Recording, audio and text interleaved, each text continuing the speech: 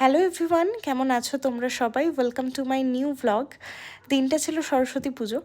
আমি 2 তারিখ সন্ধেবেলা সরস্বতী পুজো করেছিলাম, কারণ ওই দিন রবিবার ছিল। পরের দিন সোমবার যথারীতি আমার অফিস ছুটি ছিল না, তাই জন্য তো সকাল সকাল স্নান সেরে শাড়ি পরে রেডি হয়ে নিয়েছিলাম, কারণ সরস্বতী পুজো বলে কথা, শাড়ি তো পরতেই হয়।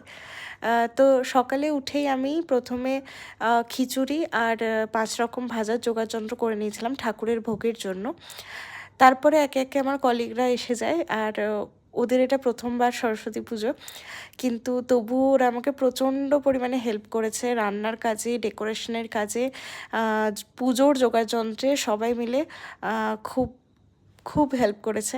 আর তাই জন্যই হয়তো আমি করতে পেরেছি, কারণ একার পক্ষে আমি করতে পারতাম না, হয়তো আমার একার পক্ষে করা অসম্ভব ছিল। প্রত্যেক বছর সরস্বতী পুজো আমার অন্যরকমভাবেই কাটে। যারা মেদিনীপুরে থাকো তারা জানো যে সরস্বতী পুজো মানে মেদিনীপুরবাসীর কাছে কলেজ স্কোয়ারের ক্রেজ। তো আমি এবছর প্রচণ্ড মিস করেছি ওটাকে, কিন্তু তাও নিজের দায়িত্বে এই বছর আমি সরস্বতী পুজো করেছি এরকম বাইরে থেকে। তো এটা একটা বেশ বড় দায়িত্ব। তারপরে রাতের খাওয়া দাওয়াতে ছিল খিচুড়ি, বেগুনি আর পনির, চাটনি, পাঁপড়, আর সাথে ছিল সিমাই আর মিষ্টি। তো বেশ ভালো কাটলো দিনটা। আমার ব্লগটা কেমন লাগলো অবশ্যই জানিও।